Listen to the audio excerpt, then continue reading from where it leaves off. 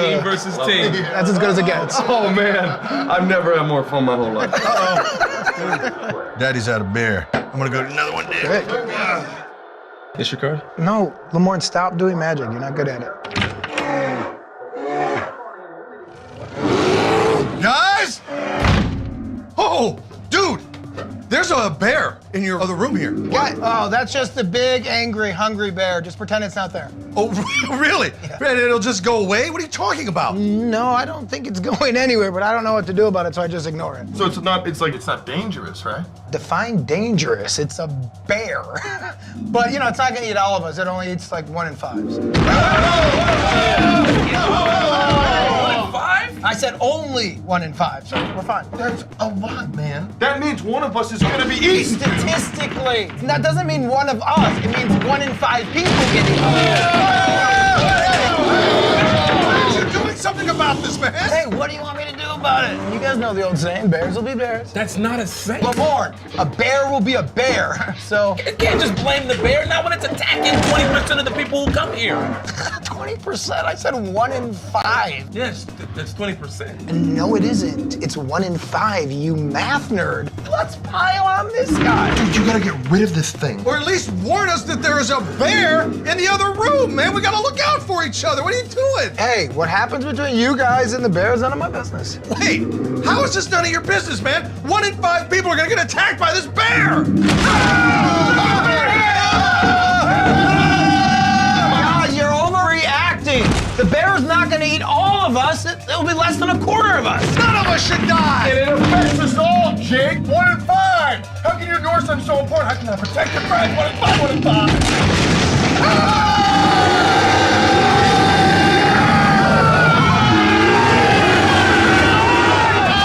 The majority is 5, and I don't want to deal with this problem.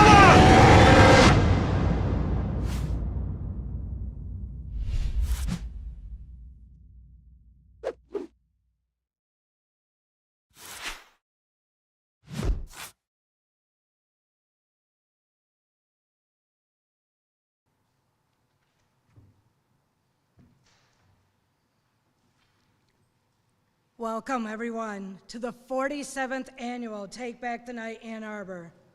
TBTN is put on by the student organization University Students Against Rape, and also known as USAR, and the nonprofit organization Standing Tough Against Rape Society, also known as STARS. Take Back the Night is a worldwide movement dedicated to spreading awareness about the prevalence of sexual violence and providing a forum to give survivors a voice. We gather together tonight to demand recognition of the problem that sexual assault is in our communities and empower those who dare to speak out against it.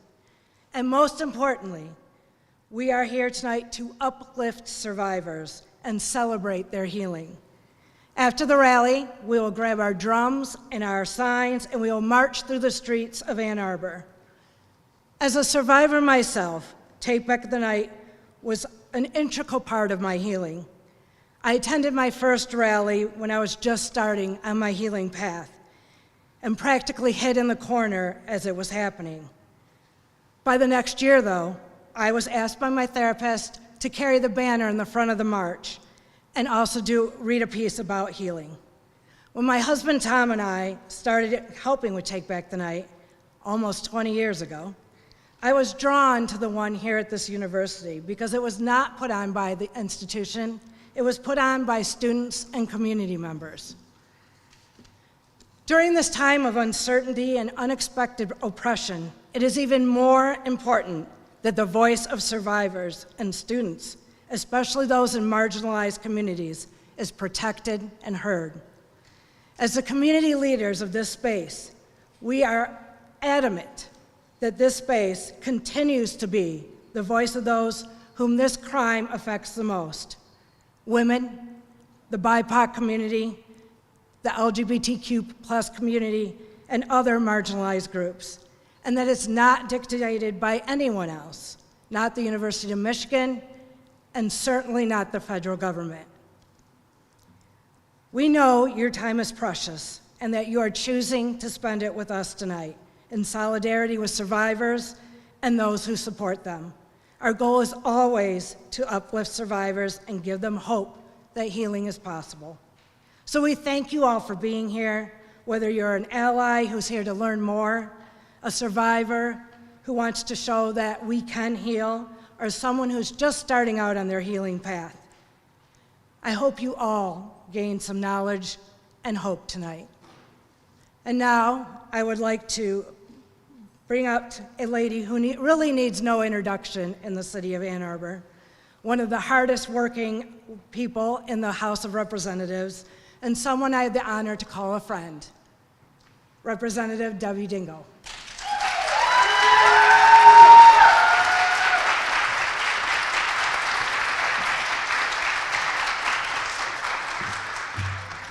Thank you, Pam, and thanks to Pam and Tom for the work that they've been doing for a very long time, raising awareness, being there to support people when they need it, and just being there for the fight, which is what we're doing. And I guess I would say to you all, I thought we were making progress, and I really did not think that I would be here. I try to never miss this. I haven't missed it in a long time, but I never thought that I'd be in front of you being worried we were going backwards like I am tonight. So I want to thank you for inviting me every year, and I want to thank the University Students Against Rape and Standing Tough Against Rape Society for organizing this event and bringing us together. We got it, you know? It's also great to be here with the mayor of Ann Arbor, who is my friend. He is my bodyguard some days. I call us Mutt and Jeff, I'm the Mutt. But he's a real fighter for all of us too, and I'm glad to be here with him. But I just want to say something to you. This is a fight we can never give up. And a fight which unfortunately is personal for too many women. Others too, but for women, you know, when I was your age, and I'm not telling you how long ago it was, it happened and people told you to keep your mouth shut. But I thought we were getting there. But I'm not so sure. And what you saw with the bear is a reality for women. An estimated 1 in 5 women are sexually assaulted during their college years. That's not a statistic we can accept. Watching that film, oh, not me, so I don't have to worry. Every last one of us needs to be responsible about worrying about each other, not accepting it as status quo, and creating a climate that says this isn't okay, we're gonna have each other's back, we are gonna make sure this is a campus, a community that makes sure every single person, woman, man, LGBT, transgender, whoever you are, you're safe, period.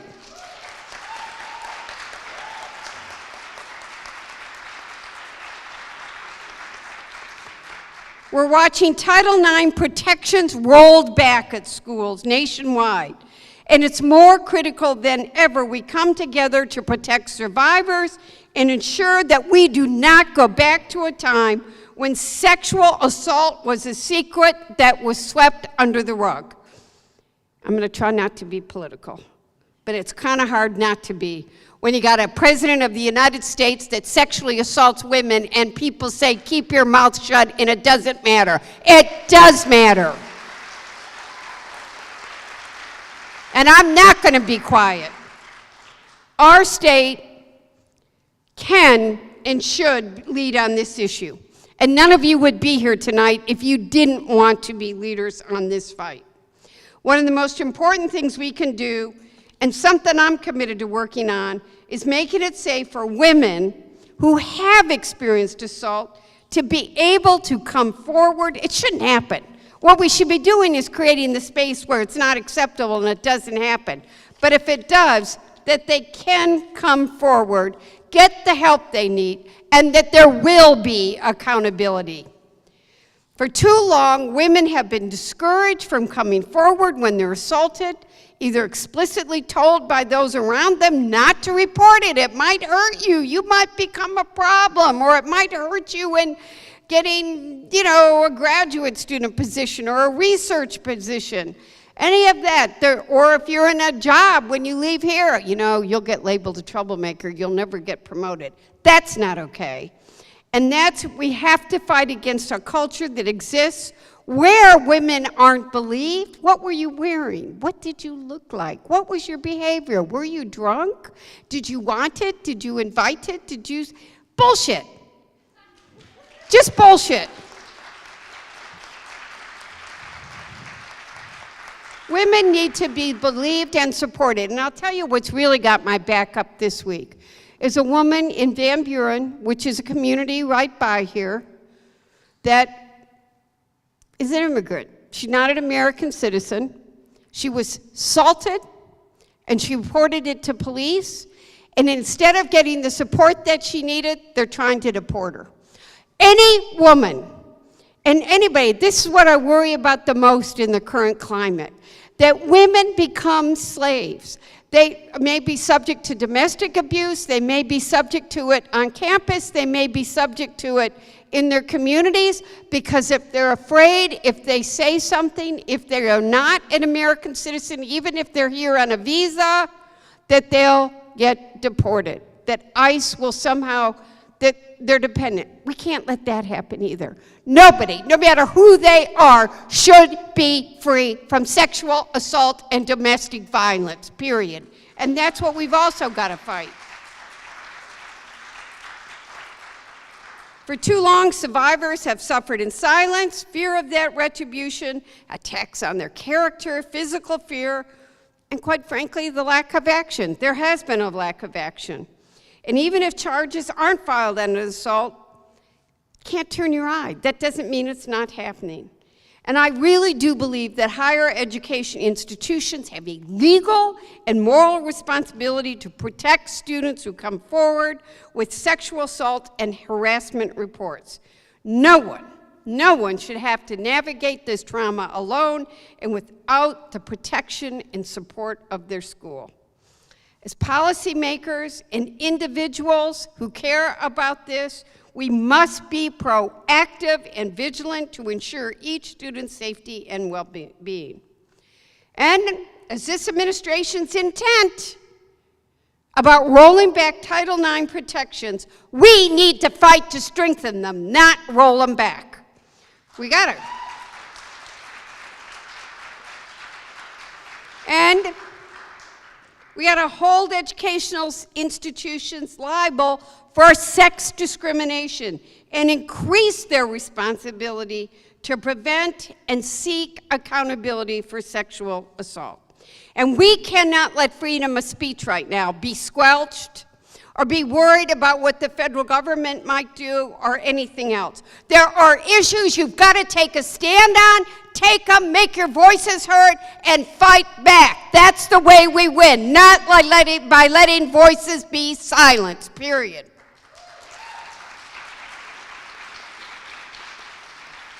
So let's take the night back. Let's make sure that we don't go back. We keep getting forward. Everybody deserves to feel safe, know we have their back, and if something happens, we're going to be there. Say something, do something, keep this campus safe. We're going to take the night back tonight. Thank you.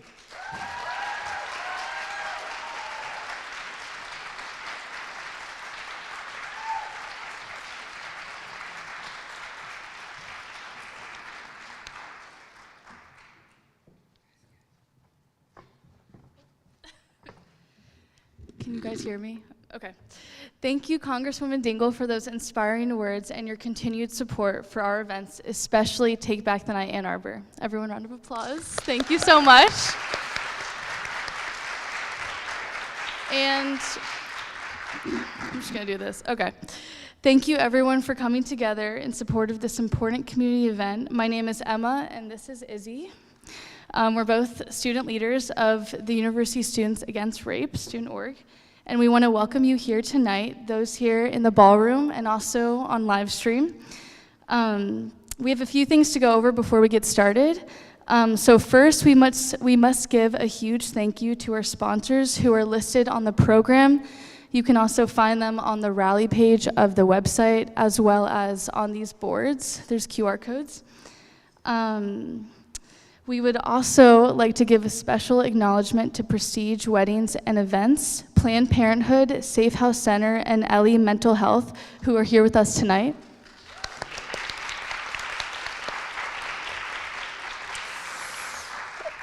They've been helping us to spread the word, and they also provided funding to put on this rally, so thank you guys so much.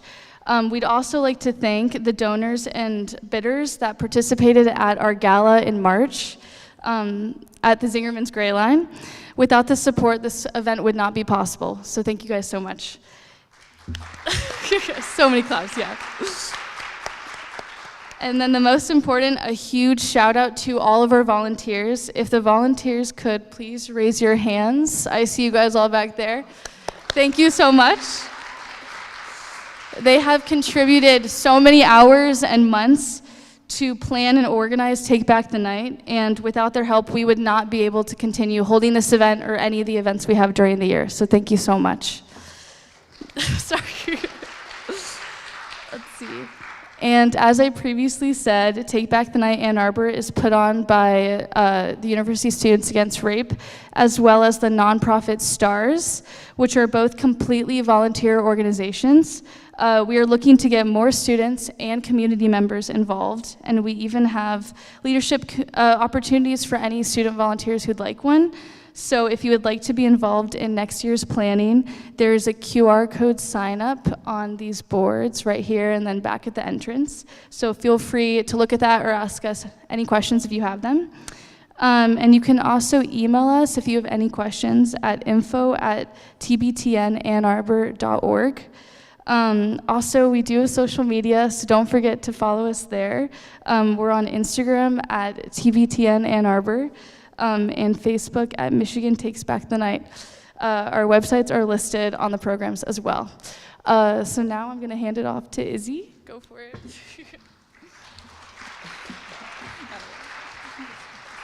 So before we move on, we want to make sure that people feel safe and supported. Some of the content presented tonight could be triggering. Advocates are available if needed and are wearing white armbands. Please raise your hand if you're an advocate. They're back in the corner. Okay. For those who are watching the stream, we have resources available for you too. If you are in Washtenaw County, you can call the hotline at Safe House 24/7 at 734-995-5444. You can also call 800-656-HOPE to reach the National Sexual Assault Hotline or visit hotline.rain.org to chat. For survivors who would like to identify as such, we have teal armbands at the table by our t-shirts in the back. If you haven't gotten one already, volunteers can help you get one put on.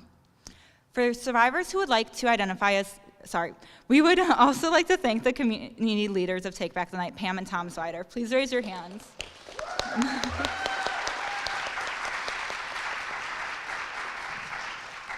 They have been organizing the Ann Arbor Rally and March for 17 years. These two have been a source of knowledge, inspiration, and courage, and that has allowed us to hold this event and others that have led up to this moment. We greatly appreciate their dedication and commitment. Thank you, Pam and Tom.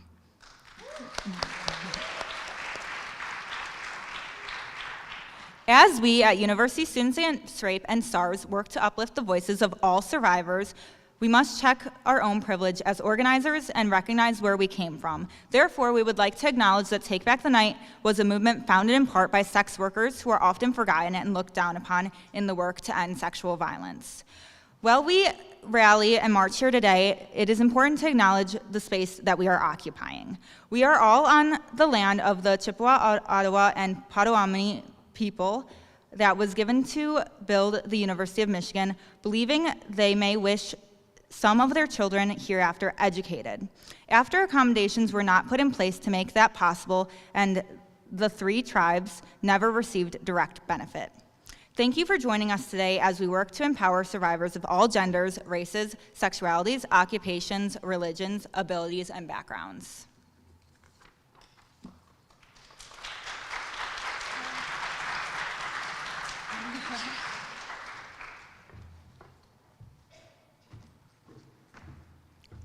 Thank you, Emma and Izzy. The City of Ann Arbor has supported this event for a long time. They provide community events funding to help us offset the cost of the police, who work overtime to close the streets so we can march safely. They work with us to provide a permit so that this event is protected and legal. They recognize that doing this event is part of our right to free speech. Members of City Council have spoken and attended, and the former mayor and current mayor have stood on the stage in unity with us. We would like to thank Ann Arbor for all the support and recognizing how important it is for everyone to hear our voices in this space. I would now like to bring up Ann Arbor's own Mayor, Christopher Taylor, for the second opening address.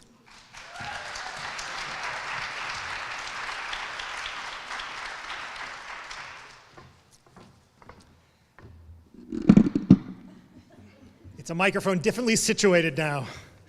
Well, Pam, thank you very much. Tom and Students Against Rape, and thank you all so much for coming out today to support survivors and to demand change. One of the things I get to do as mayor is I get to declare things. And so, Pam, is this a good time? Excellent. I'd like to, I have a proclamation here declaring April Sexual Assault Awareness Month in Ann Arbor, Michigan. There's a lot of whereases. Each word is a pearl, but I do want to touch on a number of things with particularity. Each of us has the power to change the nature of sexual assault, the prevalence of sexual assault in our society. We can all make a difference to ensure that our communities are safer and that survivors feel and are supported and heard. Awareness and prevention, and most importantly, support, are at the heart of this month of this recognition.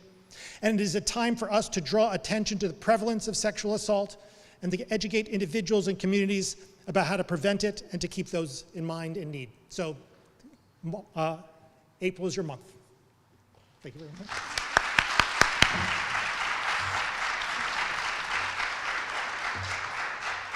You know, you'll hear today, speakers, you've had speakers with a little more flair than I do, but that's Mrs. Dingle. You'll have support for one another, you'll hear about advocacy resources, and that you will support, crucially, survivors, and that you will demand change. As you know deeply in your hearts, that we are a nation and a culture that is in tremendous turmoil. We, of course, have the lingering shock of white supremacists violating the Capitol. We have the cancer of hate and other expressions of white supremacy, the outrage of climate deniers, the horror of gun violence, and the enduring dishonor of being a nation where millions of voters, a majority, support a man found liable for sexual abuse who has boasted of his sexual predations. This is extremely dark stuff. And, as someone older than many of you, it saddens and hits me in my heart that we have brought you here to this place. The royal we have brought you here to this place. But as dark as the circumstances are, I know that you know and believe that there is cause for hope because you would not be here otherwise.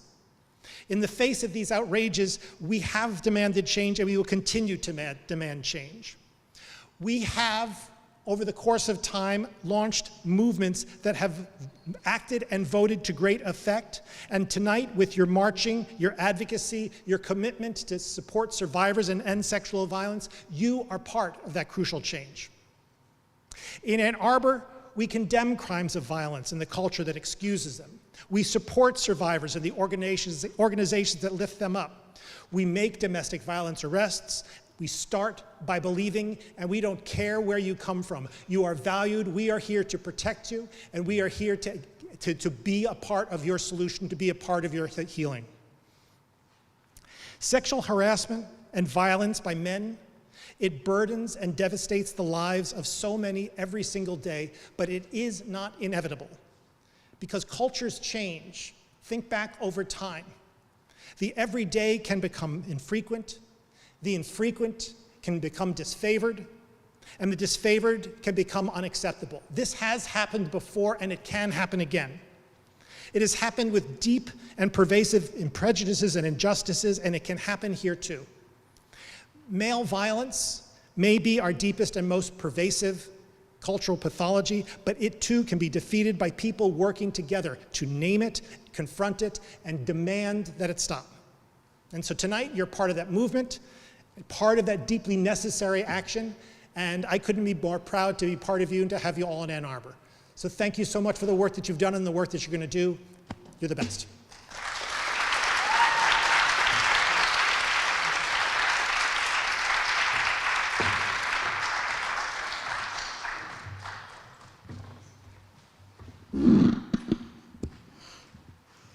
Thank you, Mayor Taylor. In the beginning of the semester, we reached out to the U of M community to ask poets to perform at this rally. We recognize that this is not an easy thing to do, not only tapping into such a dark experience, but standing up on a stage and performing. We are honored to have two people come forward to share their experience and the art form that they use to work through this pain. Our first artist comes from a working class family from Flint, Michigan. They are a first-generation college student studying English, and they are a lesbian. They write to process their feelings and to hopefully reach other people who may feel similar. They want to tell stories that aren't usually told. In the future, they would like to publish a book of their poetry. They are planning on going into social work because their main goal is to help people and to never forget where and what they come from. Please welcome to the stage, Han Bokan.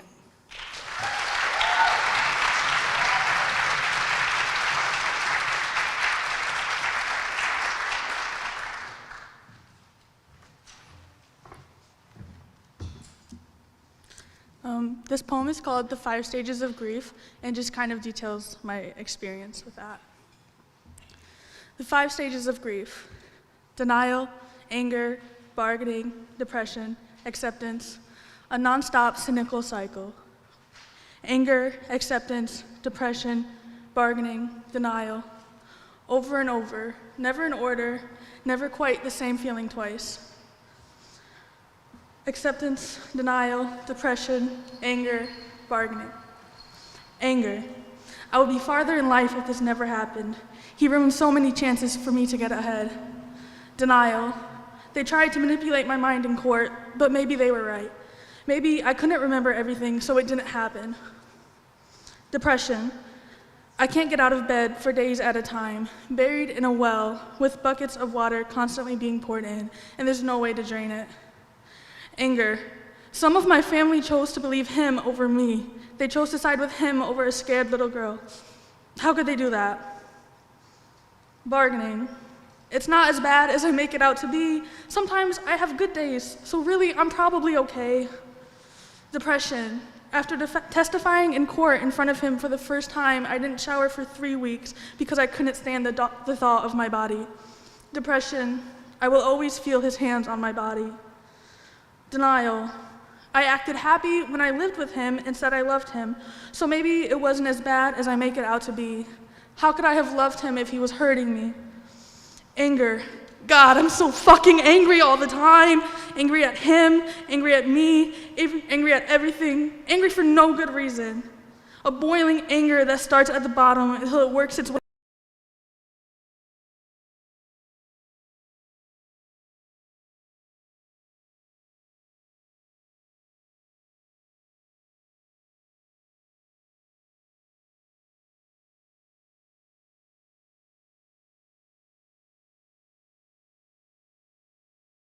Denial.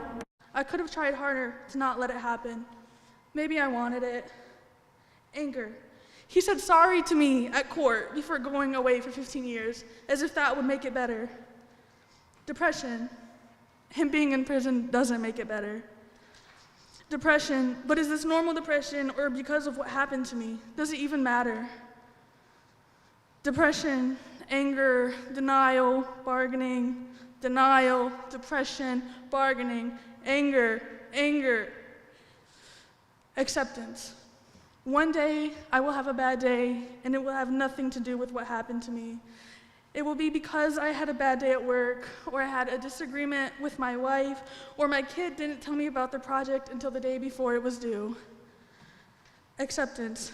I was at the bar the other night, and the dance floor was filled with older women dancing without worrying.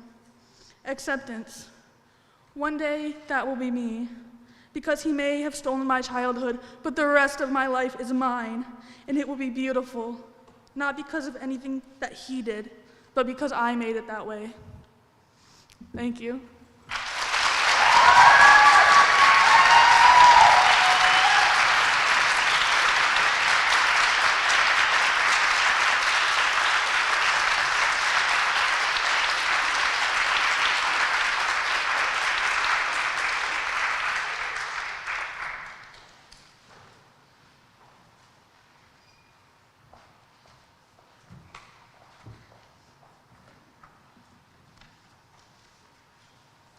Thank you, Han, for that inspiring poem. Sophia von Stardust is a multidisciplined dancer and performance artist, creator, producer, and all-around weirdo. Sophia has been performing at Take Back the Night for the last several years, and we really appreciate her support. She is a 2025 core cast member of Monster Drag Events and a house cast member of the Heads Over Heels drag show, just to name a few. Stardust doubles as the drag king alter ego, Swayze Stardust. Twirling around the Midwest for nearly a decade, she is full of sass with a celestial ass, the drag-ass damsel of undress. It's Sophia von Stardust.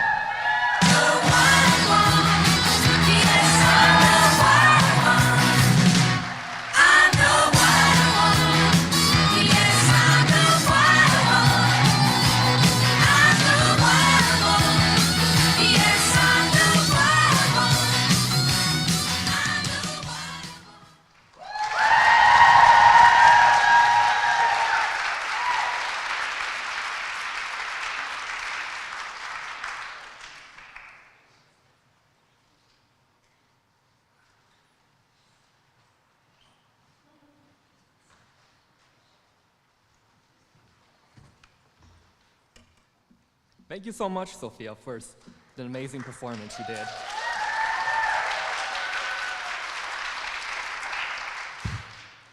Anyways, my name is Andrew. Actually, that was very rude of me. My apologies, Sophia. My name is Andrew, and I'm a volunteer for STAR.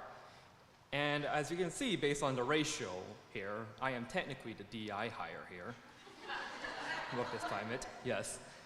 Anyways, today, due to the sensitivity of the topic, it is essential that we go over some of the terminology as well as information so that we are all on the same page.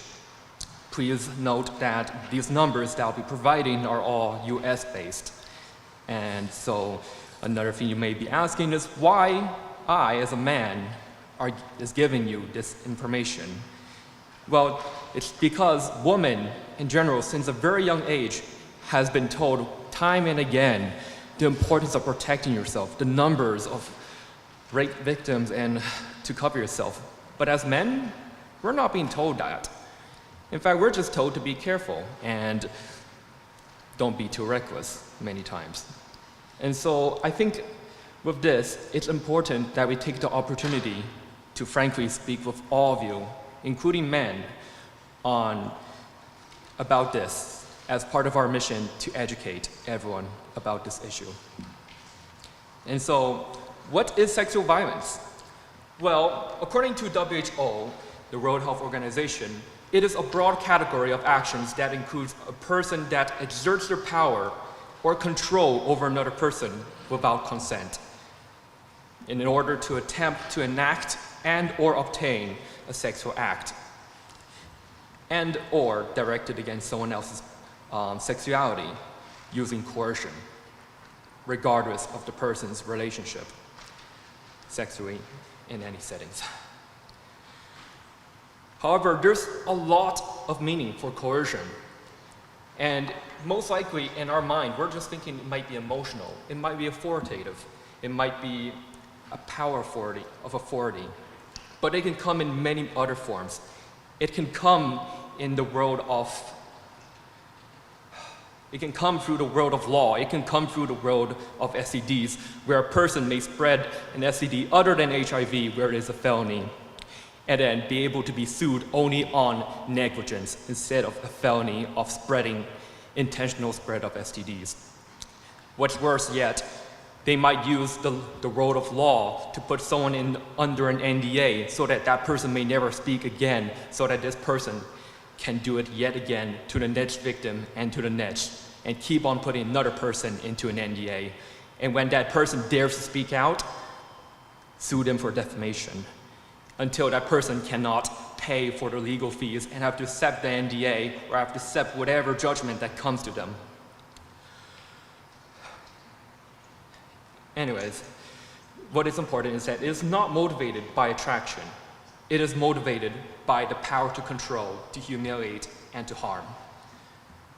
And so that comes to the second question. What is rape?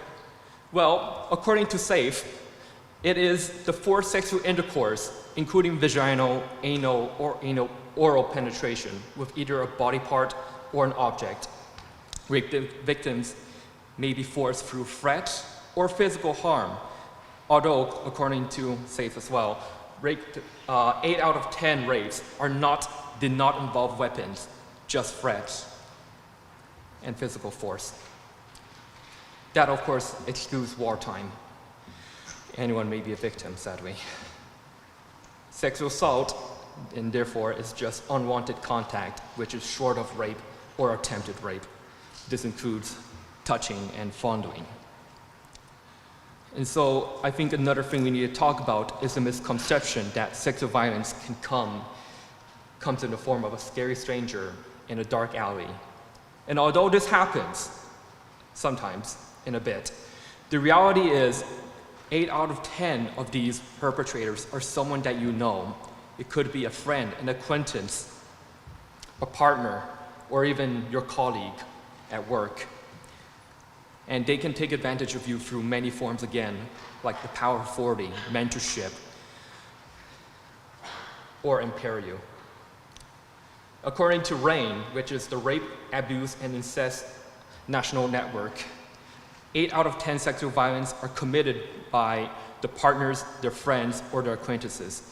And it has been done through physical threats, emotional or psychological threats. And for this reason, it is very extremely important for us to define what is consent. Consent should be very clearly, freely, enthusiastically communicated. It cannot be given by minors, obviously. It cannot be given to someone who is significantly impaired, either through different sort of drugs or other stuff. It can also not be given in a relationship of unequal power dynamic, like, say, a professor and a student. I think Stanford has a clear policy where professors are not allowed to date freshmen all the way to seniors due to the power difference that exists in this dynamic, even if consensual. A yes from then is not a yes for now, and it should be asked for every single time, regardless of the relationship, and it can be withdrawn at any time for any reason. That is the importance of consent. Anyways, I'll ask Carrie to speak out on what is the impact of sexual violence.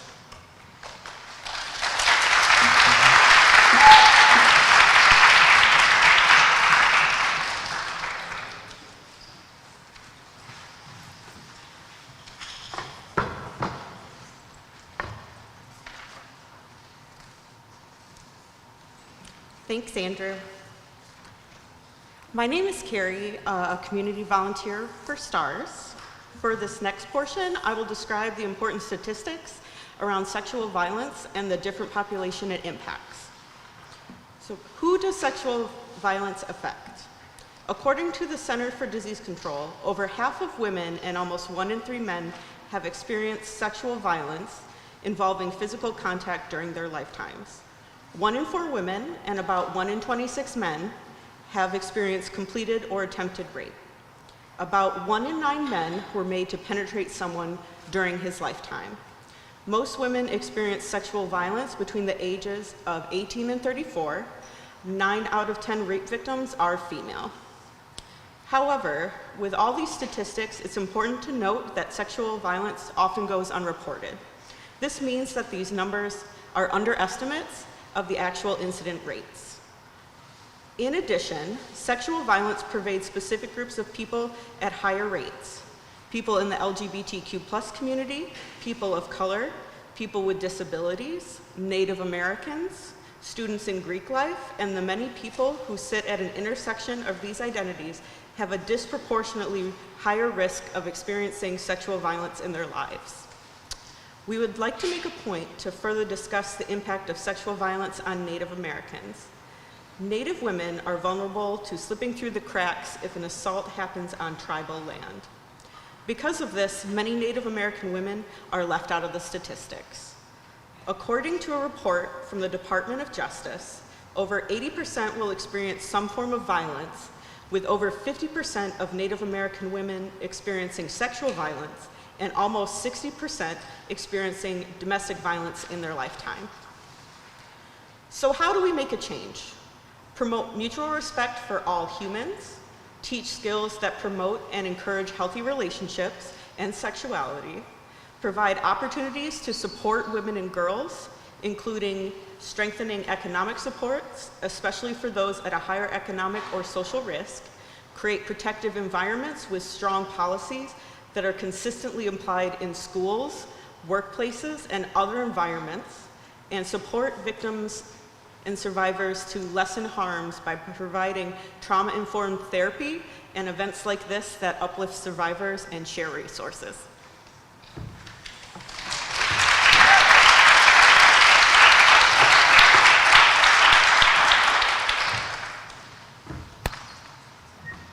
Thank you, Andrew and Carrie.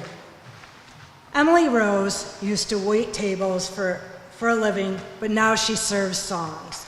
An uncommon storyteller with a soothing tone voice and 20+ years of shoulder pain to prove her guitar chops. Her work is featured in PlayStation's Detroit Become Human and the film Welcome to Happiness.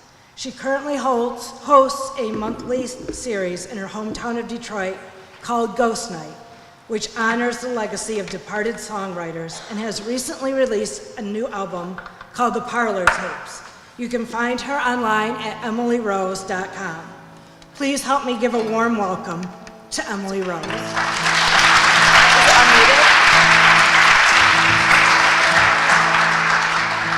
Did you unmute it? Okay, give me 1 second. Will you mute it again? Hi everyone, how's it going? My name's Emily.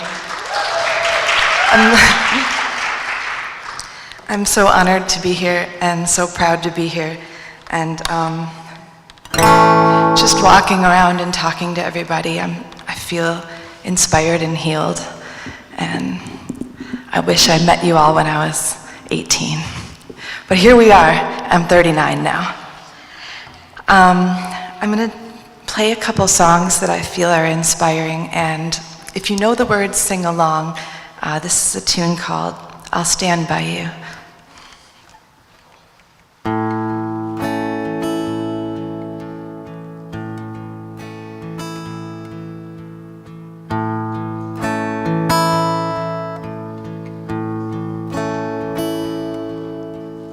Oh, why you look so sad? Tears are in your eyes. Come on and talk to me now. Don't be ashamed to cry. Let me see you through. 'Cause I've seen the dark side too. When the night falls on you, don't know what to do, nothing to confess. Could make me love you less. I'll stand by you. I'll stand by you. I won't let nobody hurt you. I'll stand by you. So, if you're mad, get mad. Don't hold it all inside. Come on and talk to me now. And hey, what you got to hide? I get angry too. Well, I'm a lot like you. When you're standing at the crossroads, don't know which path to choose, let me come along. 'Cause even if you're wrong, I'll stand by you. I'll stand by you. I won't let nobody hurt you. I'll stand by you. Baby, even in your darkest hour, and I'll never desert you. I'll stand by you.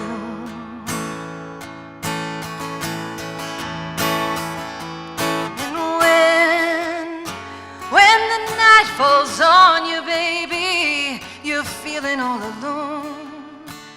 You won't be on your own. I'll stand by you. I'll stand by you. Won't let nobody hurt you. I'll stand by you. Take me into your darkest hour. I won't let nobody hurt you. I'll stand by you. I'll stand by you. I won't let nobody hurt you. I'll stand by you.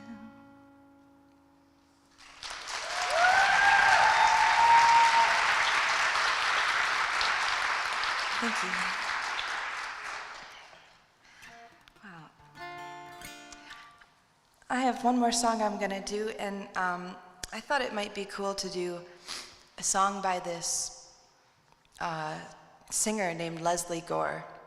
She came out with like one of the first like feminist anthems in the 60s, and she was a badass lesbian singer, songwriter. And in a time when that was really uncommon, she put out a song called You Don't Own Me about bodily autonomy. I thought it might be kind of dope to play it for you guys.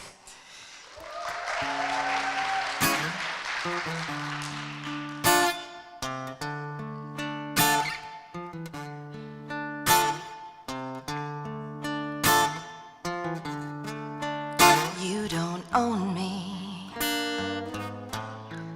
I'm not just one of your little toys. You don't own me. Don't say I can't go with other boys. And don't tell me what to do. And don't tell me what to say. When I go out with you, don't put me on display, 'cause you don't own me. Don't try and change me in any way. You don't own me. Don't tie me down, 'cause I'll never stay. I don't tell you what to do. I don't tell you what to say. So just let me be myself. That's all I ask of you. I'm young and I love to be young. I'm free and I love to be free to live my life the way I want, to say and do whatever I please.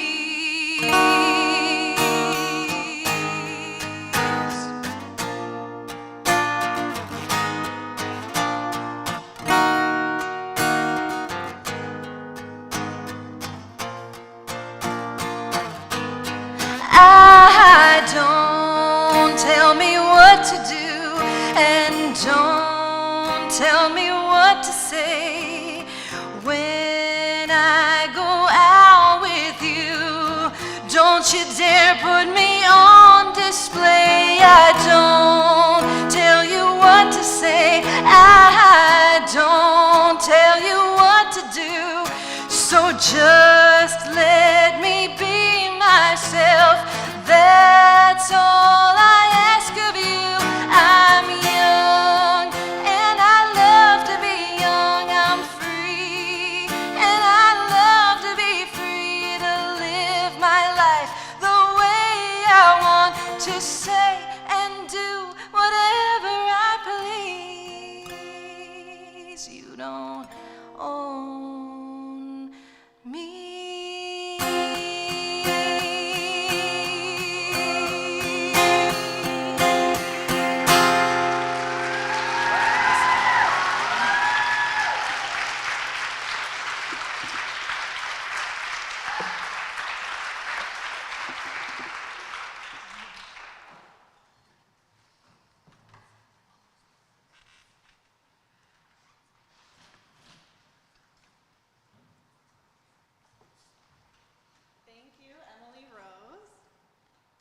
My name is Bitsy, and I'm a community volunteer for STARS. We are now going to touch on a subject that does not get a lot of attention, how experiencing trauma can affect physical health. When we go through a traumatic experience, or a series of experiences, such as being abused or sexually assaulted, our bodies trigger physiological responses as a way of adapting to the event or events. These responses aren't always up to us, of course. They're determined by our genes, our coping responses, and how our brains regulate. These responses are important mechanisms for survival, but sometimes they can work too well. According to Harvard T.H. Chan School of Public Health, lasting or latent trauma from events can trigger endocrine and immune problems that a person may or may not have already been genetically predisposed to. These include chronic autoimmune illnesses, heart attack, diabetes, stroke, and even cancer. Once the stressor is removed, the body's hormones should respond in kind. The only problem? Patricia Sellen, MD, resident physician in psychiatry at Canada's Nova Scotia Health Authority, explains that trauma sensitizes something called the hypothalamic pituitary adrenal, or HPA, axis, which is the body's central stress response system. You can think of this as the intersection of our central nervous system and endocrine system. Because trauma impacts the HPA axis, it can affect our hormones, especially adrenaline, cortisol, and oxytocin. Trauma makes us more reactive to stressors and more likely to increase the stress hormone cortisol. Quote, a body that is exposed to trauma long-term will continue to produce stressor hormones, which may lead to negative long-term effects on the body, according to Yasmin Akunji, MD, an endocrinologist with Paloma Health. Quote, this puts you at an increased risk for anxiety, depression, heart disease, sleep disruption, weight gain, and memory or concentration damage. Dr. Sellen recommends regularly participating in activities that can help balance your hormones. You can mitigate trauma-induced body responses by engaging in activities that increase oxytocin and decrease cortisol, she says. For example, hugging people or pets, engaging in compassionate behavior, laughing in a stand-up comedy special, or having a warm, relaxing bubble bath are all healthy ways to boost your oxytocin levels. And I will add also march. Dr. Sellen also suggests embracing mindfulness meditation, quote, which can actually cause beneficial changes in brain structure and neurochemical release. This is because it triggers the body's relaxation response. In fact, a 2018 study in psychiatry research found that mindfulness meditation decreased inflammation as well as biological stress reactivity while improving resilience to stressors. The study had participants engage in breath awareness, body scanning, and gentle yoga. And lastly, it is important to understand that you are not crazy or imagining it. If you feel run down, constantly sick, or chronically under the weather after experiencing a traumatic event, while a wide variety of factors contribute to illness, trauma's impact is real.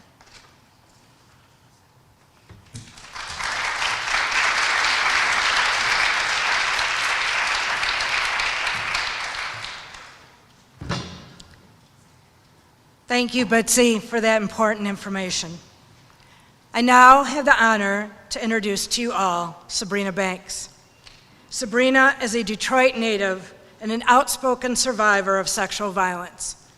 Her story was featured in the documentary Restoration, which we screened this fall. Sabrina has taken what she's been through and turned it into a way to give a voice to those who have been challenged by trauma. She has created the organization Uplifted and Free, has been a member of the NAACP and Epilepsy Foundation of Michigan's Diversity Council. She is currently getting her master's degree in social work at Wayne State University, and her mission is to help those who need support after dealing with mental health issues and trauma. Please help me welcome Sabrina Banks.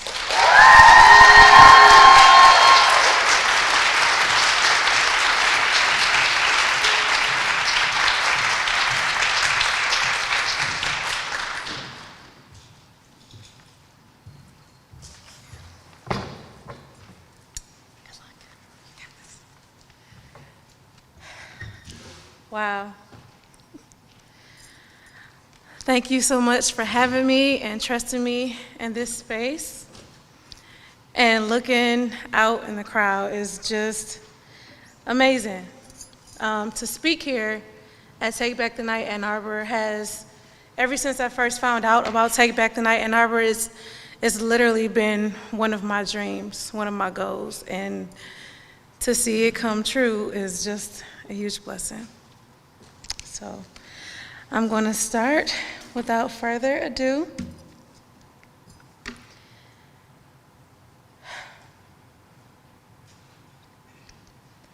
I am Sabrina Darlisa Banks. My voice will not be silenced. My story will not be unheard, nor will I be unseen. My legacy will live on forever despite the hardships I have overcome. I am resilient. I have replaced what was taken away from me, and I am gaining peace. And if I can do it, so can each and every one of you. So I ask all of you, this is a safe space. So I ask if you all could put your hands on your heart, if you can. And if you feel comfortable enough, you can close your eyes. Again, like I said, I believe this is a safe space. And I just want us to do a few breaths. We want to take 3 breaths. We're going to inhale for 3 seconds, and we're going to exhale for 4 seconds, 3 times, okay? All right.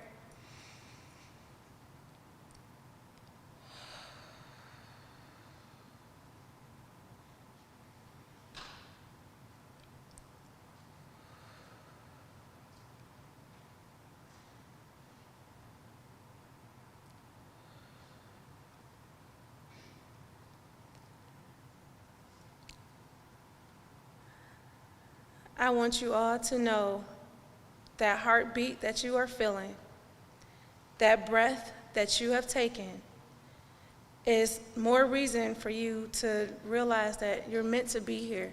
You're still here for a reason. So let's dive in.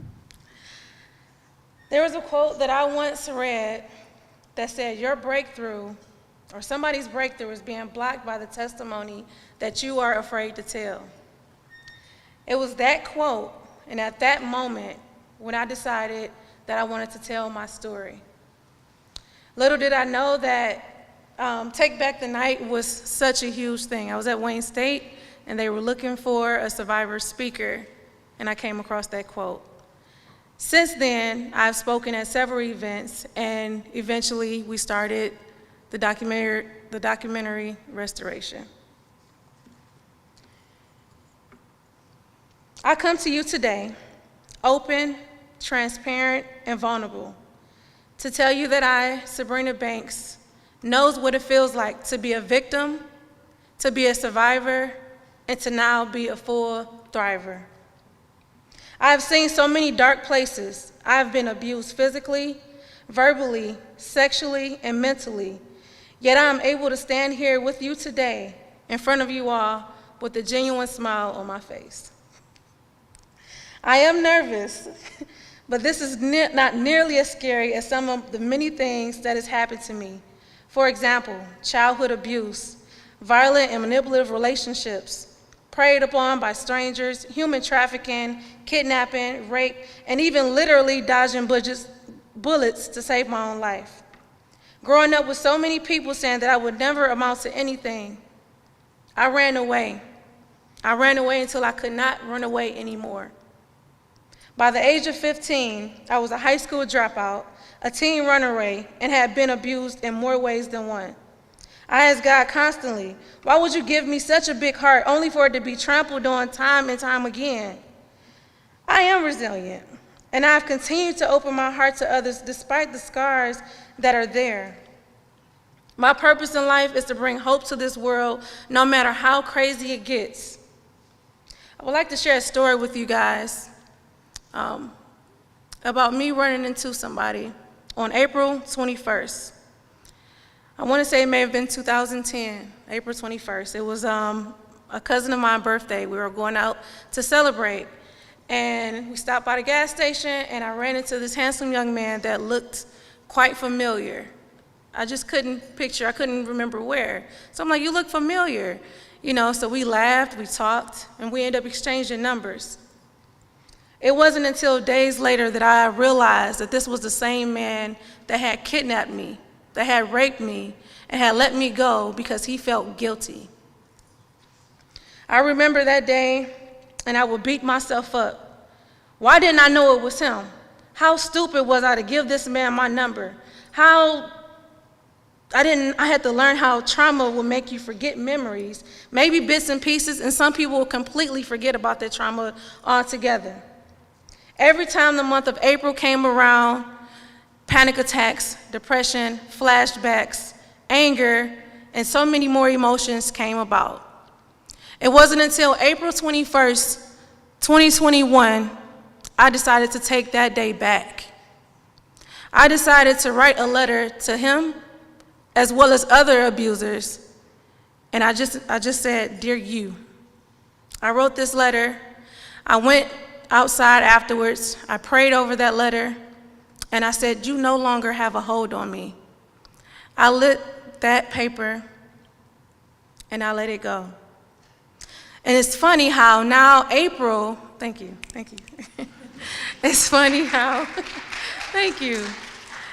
Back then, I wasn't familiar with April being Sexual Assault Awareness Month when I ran into him. And it's funny how things work, how it became full circle, because I ran into this man in April, and now April is considered Sexual Assault Awareness Month. To me, I thought that was kind of a big thing. So,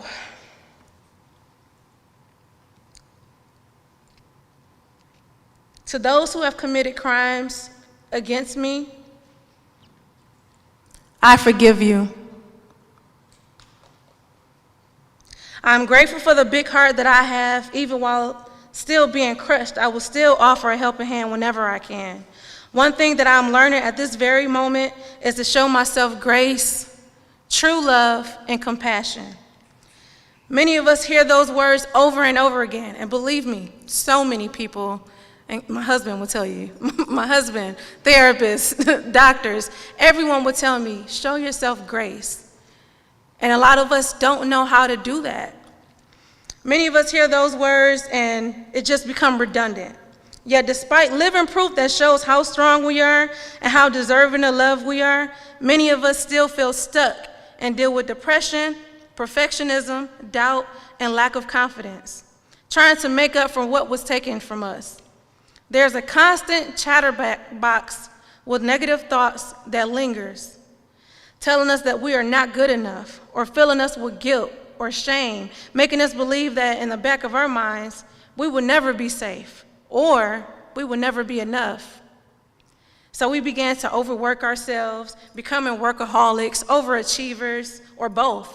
Some of us party nonstop, or manage to keep ourselves busy to ignore the trauma. But unfortunately, those are unhealthy coping mechanisms that many of us do not even realize that we're doing. There is power in our words and our actions. So we must learn to stop. Understand the feelings that you're feeling and know that it is okay.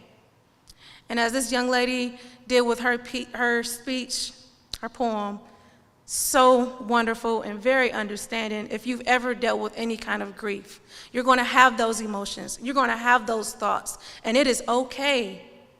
I just need you to remember to just take a breath sometime and show yourself grace and let yourself know it's okay. You are enough. And whenever that negative feeling or that negative thought comes to mind, change up your mind frame. Even if you don't believe it at the moment, even if it's hard to believe at that one particular moment, just continue to press through. If something say you are not enough, I'm more than enough. If something say you're not, I'm weak, no, I am strong. Somebody say you're ugly or you feel like you're ugly, no, I am beautiful. I am fine. As a matter of fact, I'm the most beautiful person I know, inside and out, okay? Thank you. Thank you. If you are a victim or a survivor of sexual assault, please know that you are not alone and that it is not your fault.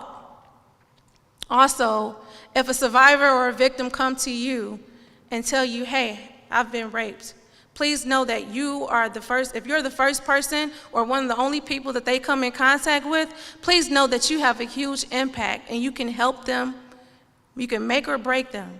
So I ask that you take care of yourselves, listen to that person, and please let that person know that it is not their fault and to not feel guilty, and help provide resources for that person. If you don't have the resources, there's several tables out here now.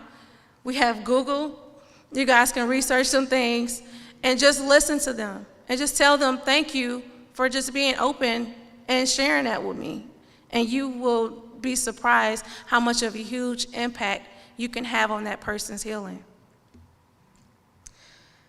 Back to me and a little about my story. I've come to tell you that it's the enemy's tactics to keep you bound. I've come to bring you hope. From sleeping at bus stops, staying up late at gas stations, to even panhandling and washing up at fast food restaurants in Highland Park as a teenage runaway, to becoming a single teen mom, to now owning my own home, business, and becoming a great mom and wife, from being a high school dropout to now becoming the first college graduate in my entire family.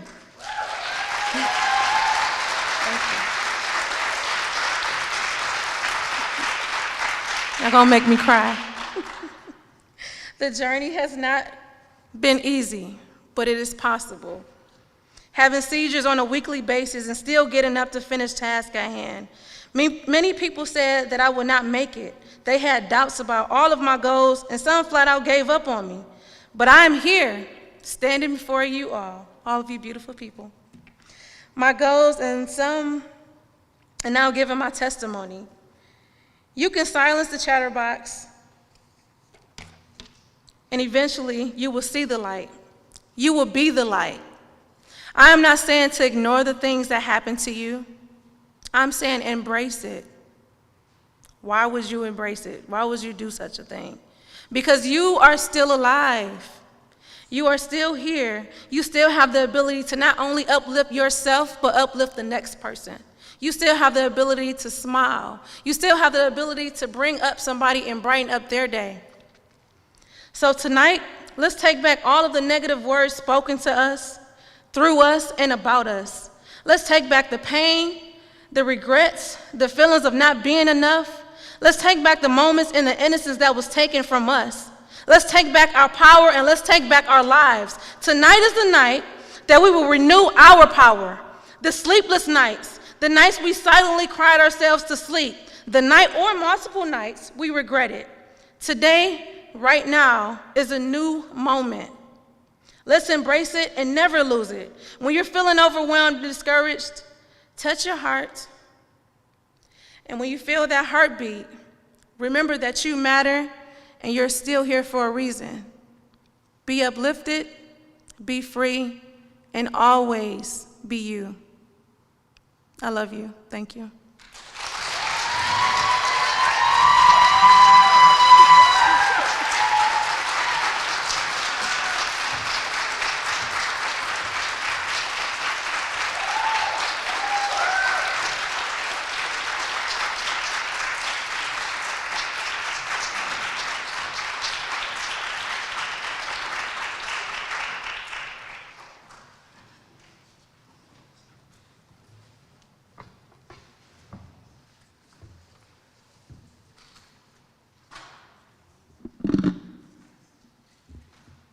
Thank you. My name is Gabby, a USOR volunteer. For those who are survivors, we want to emphasize you do not have to go through recovery alone. There are resources, many of which are free of charge, that offer help and support. We have listed several in the programs, but we would like to highlight SAPAC, the On-Campus Sexual Assault Prevention and Awareness Center, and Safe House, Washington County Sexual Assault and Domestic Violence Crisis Center. Regardless of where you live, you can always count on the National Sexual Assault Hotline, 1-800-656-HOPE. Reach out to them if you need help. They are here to listen and support you. My name is Neha, one of our USAR volunteers. As an ally or a supporter of a survivor, one of the most important things you can do is to listen and to believe your friend if they come to you for help. Don't judge or second-guess them. Be patient and be present. You too can refer to any of these resources to educate yourself about what your loved one is going through and to be a better ally. We are here today to change the reality we live in, despite multiple efforts all across the world to worsen protections and rights for survivors. In the meantime, know that you are not alone. There are always hope and community, and there are people who are here to help.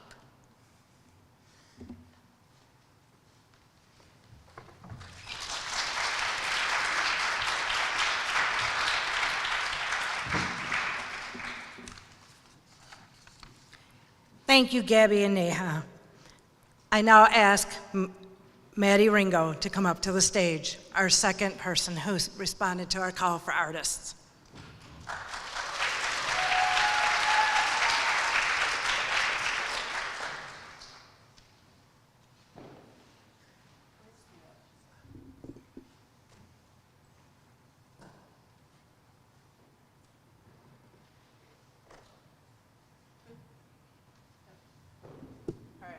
project until we get this mic figured out. My name is Maddie. I technically have a bio, but I thought it was cringe, so I'm a folk singer. I write folk songs and I sing them. And I didn't think I was actually really going to talk about, ooh, it's making funny sounds. I didn't think I was actually going to talk about what this song is about, but I guess we're kind of calling a spade tonight. I had an abortion in January. Shout out Planned Parenthood for that, I guess. But, okay, hold the applause though. Yeah, and it was a thing that happened, but I didn't really feel like I didn't want to. I didn't feel like I had a choice in this, and I think it can feel dangerous to talk about nuance in such a polarized culture because we feel like it's politically unproductive, but I think that nuance and all those gray areas, and especially in something that's so intimate and so personal, is exactly the reason why it's so important that we all have a choice. And I think that anybody who understands that, I don't think there's really a question about who gets to decide. Anyways, if I'm not singing super well, it's because I've been crying a lot tonight. This song is called No Spirit.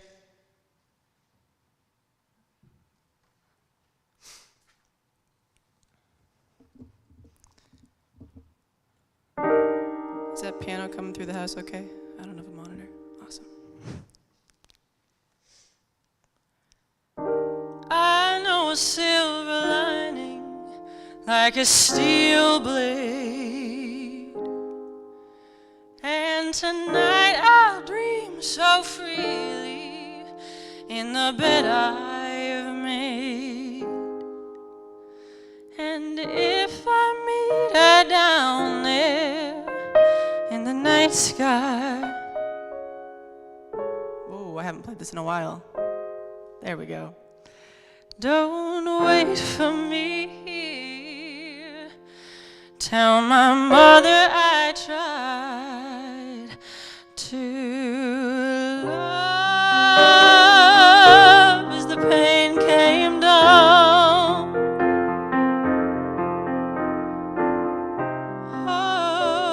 Hope as the water poured,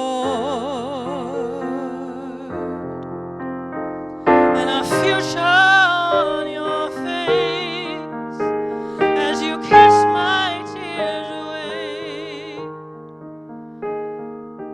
It was bittersweet.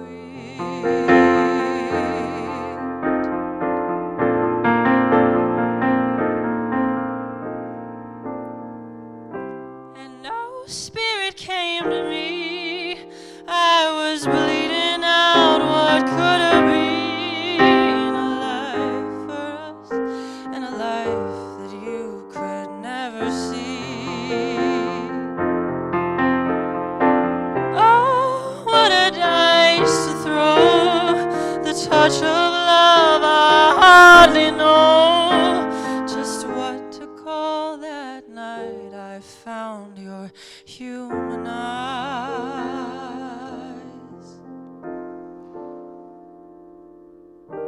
I know a brighter morning like a sunburn, and tomorrow I'll go running to the ocean. And if I meet her down there in the deep sea, don't wait for me here. Tell my mother I tried to love as the pain came down. Hope as the water poured,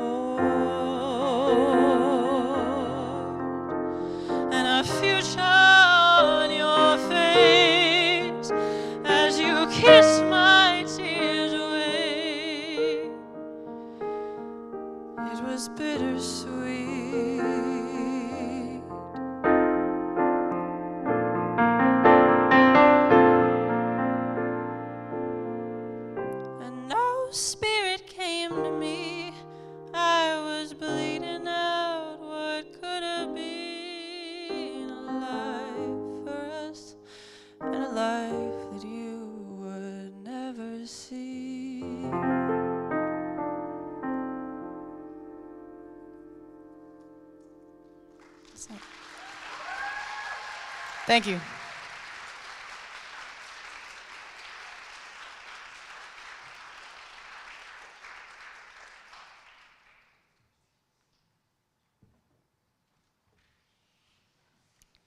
Thank you, Maddie. Through campus involvement, their mission is to create an open and fun environment for people interested in learning K-pop dances. Each week is a different dance tutorial alternating between boy groups and girl groups. They also have a more committed group, as we can see here, who performs throughout campus. Everyone bring your hands together and welcome Connect.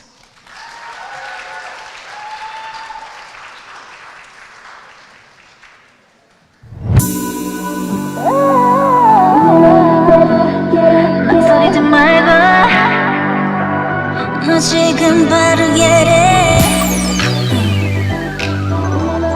자꾸 눈치 보지 말고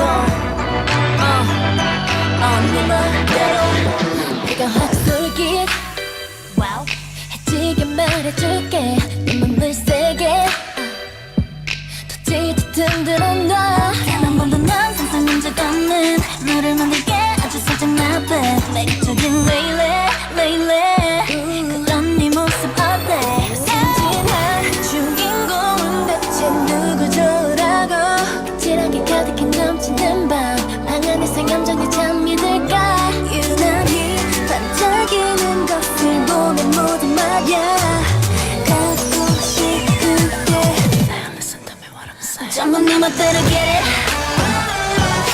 네가 원하는 대로 전부 네 멋대로 get it 네 맘속에 불을 켜 누구보다 착한 널 달콤하게 속삭여 맞춰 놀래 아무렇지도록 get it get it get it 너를 모두 내게 맡겨 I'm sorry honey 우린 눈을 뗄 수 없이 아름다울 테니 너를 모두 내게 맡겨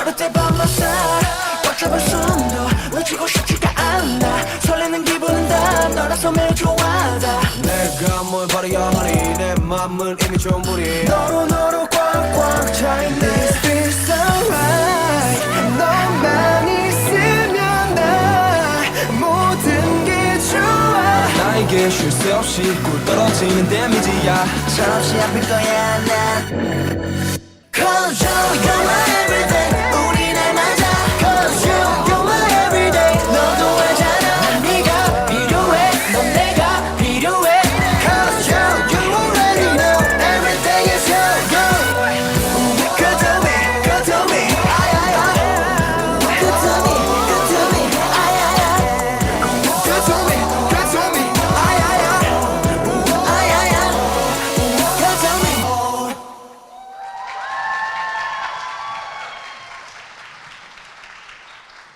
I'm a freaky puggy, puggy, puggy, freaky.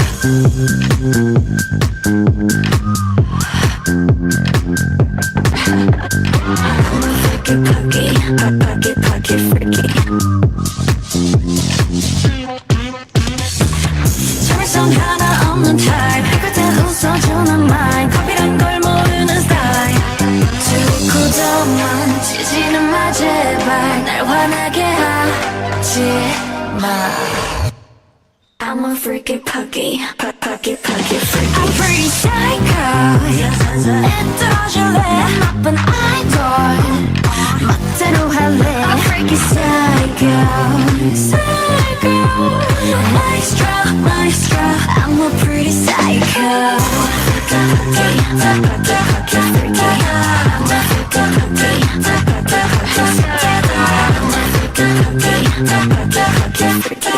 Maestro, maestro I'm a pretty psycho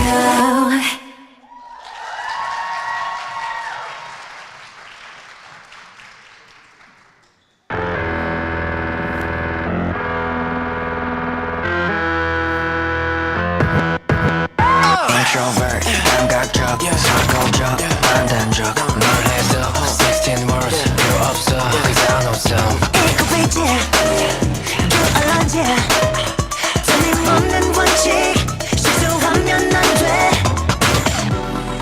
완벽해 보이는 너도 고장나고 나는 function 저곡히 쌓인 너의 감정 속에 들어가는 어지럽히고 싶어 Let's get it done 너란 아이 너만의 루틴 끝을 느낀 대로 널 풀어볼게 It's the way you are Glamorous, dangerous 너의 세상엔 어떤 뜨거운 Let's talk about it Let's get down Let's get down 놈도 와 Make me proud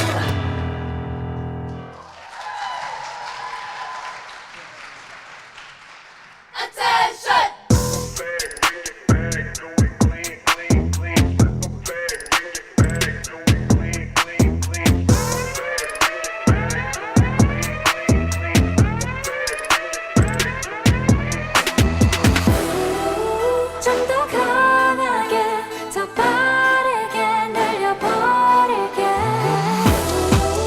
Got a lot to say what a big mistake So listen up everybody 소리 높여 move on We are monsters of the world Better up 지금 당장 뛰어보자 어디든 Let me show you who we are Better up everybody 소리 높여 move on We are monsters of the world Better up 지금 당장 뛰어보자 어디든 Let me show you who we are Better, better, better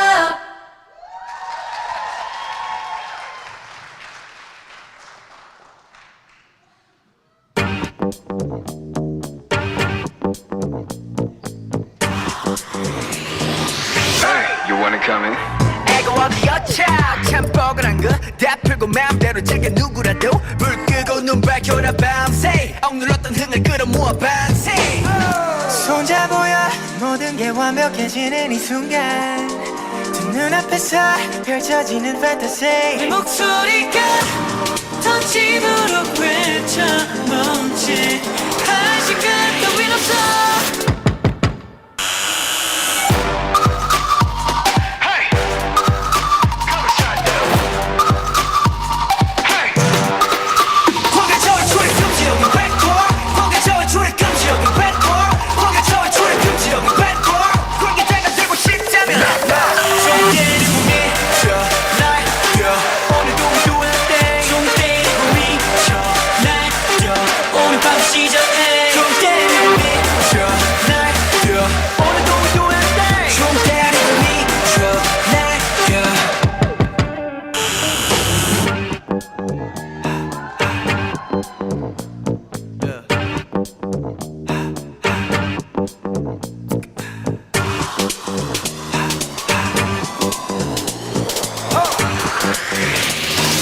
Hey, you wanna come in?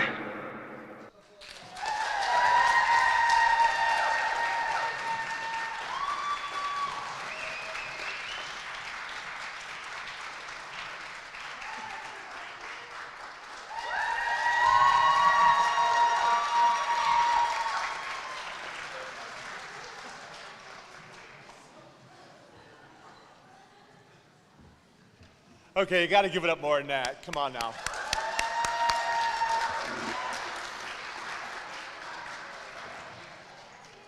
It's good. Thank you, Connect. My name is Tom Swider. I'm the co-community leader of TBTN. We have one more item before we end the rally with our demand and then head out to march in the streets. This pledge has been part of our rally for years. In the past, we've asked men to sign the pledge as men are responsible for the vast majority of all violence, especially sexual violence. We recognize and respect that people identify as non-binary and transgender. We also recognize that sexual violence is not just a heterosexual cis men assaulting heterosexual cis women situation. Now, we'll play a video that does speak to men. However, afterwards, we will open up the pledge to anyone who feels compelled to sign it.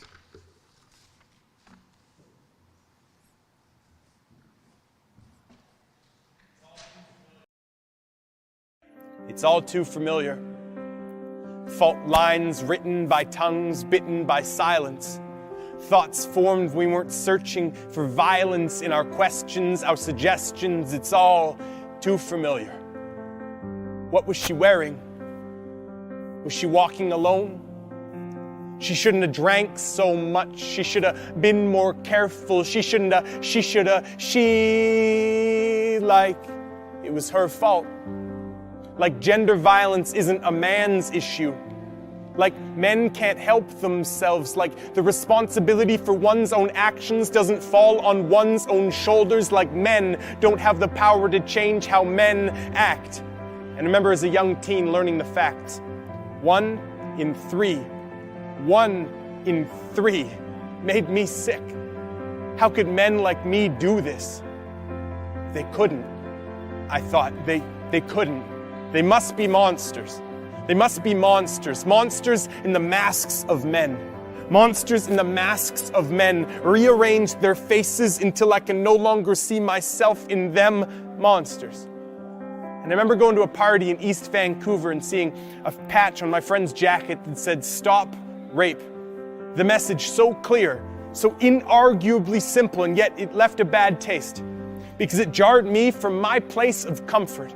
Because it reminded me of the reality we all face. And that initial reaction, my initial reaction, was me choosing silence, therefore allowing for violence. And that was a clear case of the culture of rape. And I remember in the dressing room cheering along as a teammate proclaimed that in victory we had raped the other team. Or in the lunchroom when my boss made a sexist joke and I said nothing. Or yesterday when I pulled on an article of clothing and referred to it as a wife beater. This culture of violence touches us all. And by dismissing perpetrators as monsters, it allows us not to analyze our own actions. Men, take your masks off. Men, take responsibility. Men, open your mouths wider. Show more than your teeth. There was a softness in your throat waiting to be freed. Men, we are responsible for the vast majority of violence. Men, it's an epidemic. Men, don't think that it has to be this way. Men, if you could make the world safer for the women you love, for all women, children, and men, wouldn't you? Men, you can. Men, we need you to be courageous, to speak up, and to be more than a bystander. Men, put your masks down. Men, let's look each other in the eyes. Men, let's talk.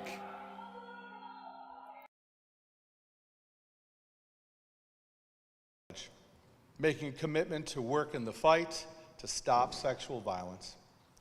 The pledge that we ask you to sign reads, "I understand that we all must play a critical role in breaking the cycle of violence. I understand that what I do and say can either encourage or discourage stereotypes that can lead to sexual assault or domestic violence. I understand that this is my duty to speak out about sexist values, attitudes, and beliefs. Therefore, I will challenge inappropriate remarks, jokes, and stories. I understand that men also suffer from the destructive effects of patriarchy and violence. I understand that this fight is not blindly blaming anyone for violence that exists in society, but instead, this fight is asking those with power and opportunity to speak up and become part of the solution. Please join me in signing our pledge." We are how we treat each other when the day is done. We are peace. We are war. We are how we treat each other and nothing more. And to be bold, to be brave. It is the thinking that the heart can still be saved. And the darkness can come quick.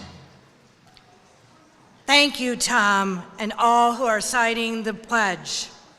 Can I get everyone up on their feet? At this point of the night, we will state our demands.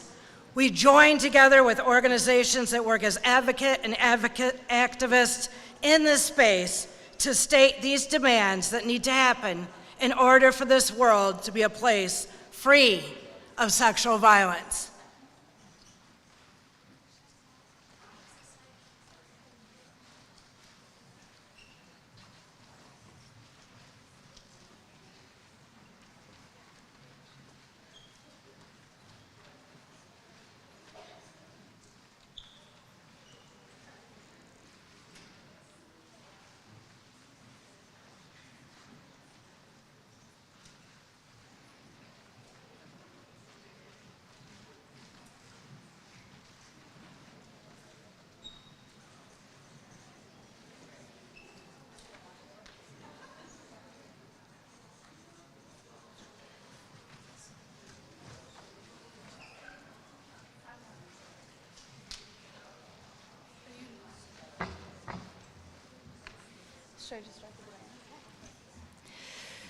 We demand that after we leave this event, we will all continue to be active and vocal, working towards a world free of sexual violence.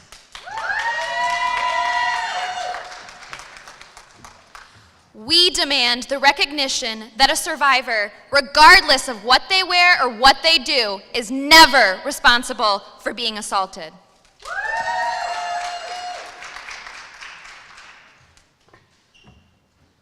We demand that every county provide fully funded sexual violence and intimate partner violence programs for all of its survivors.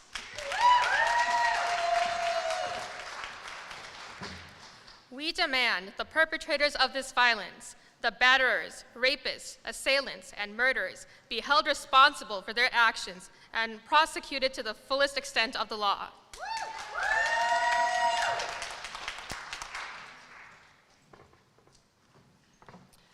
We demand that intimate partner violence and sexual violence be considered a human problem and not just a cis woman's issue.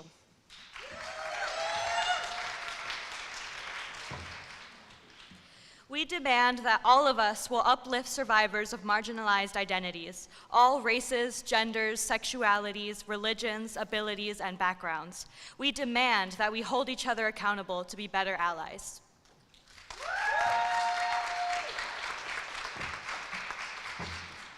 We demand that the legislation of both federal and local governments recognize and prioritize survivors of sexual violence.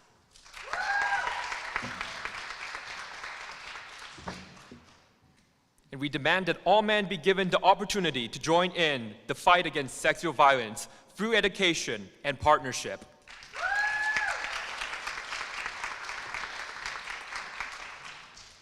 We demand that only active, sober consent is true consent.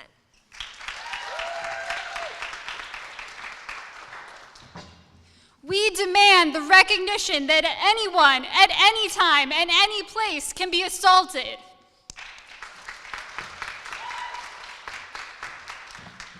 We demand safety from everywhere, from our bedrooms to our workplaces to our prisons to our streets.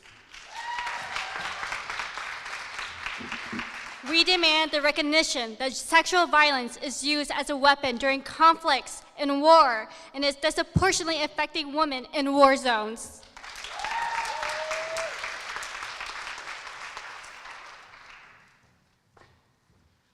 We demand an end to sexual violence and all other forms of oppression and violence.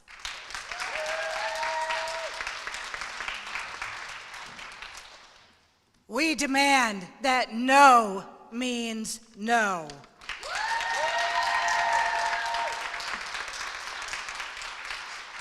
Okay, at this point, we're going to say goodbye to the people on the live stream as we get ready to march. Thank you all for joining us tonight. Bye, everyone on the live stream.